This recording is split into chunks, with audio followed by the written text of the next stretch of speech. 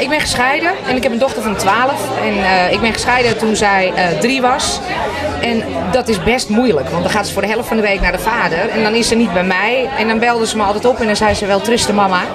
Dus dat is ook de titel van mijn nieuwe single. Het is een ballad dit keer, autobiografisch.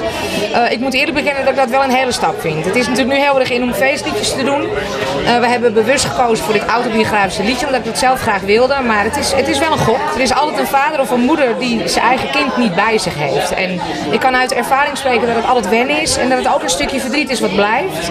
Hoewel ik eerlijk moet zeggen, toen ze klein was vond ik het moeilijker dan nu. Ze is 12, lekker zelfstandig, dus nu gaat het allemaal beter. Maar ik vond wel dat daar een liedje van moest komen. Dus vandaar wel truste mama. Ik moet je eerlijk zeggen dat ik wilde al 5 jaar lang zo'n soort liedje.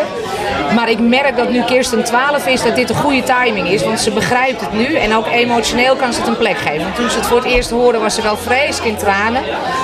In de videoclip laat ik ook beelden zien van haar van vroeger, van haar en mij. Het is goed dat ik het nu heb gedaan, dus alles heeft een reden. Dit is ook Sascha Brouwers en ik hou heel erg van putten uit levenservaring. Iedereen heeft verdriet, dus ik vind ook dat het in ieders carrière dat er een plekje mag zijn voor een treurig liedje. Maar dat je het ook zonnig kan bekijken. Als je straks de tekst hoort, dan weet je ook, het is een liedje wat we allemaal kunnen voelen. Het leuke is, ik heb het aan iemand laten horen, dat is een kindje van gescheiden ouders. Dus zij heeft zelf geen kinderen. Maar ook zij werd emotioneel, omdat zij dat kindje is. Dus ik denk dat heel veel mensen zich erin kunnen vinden.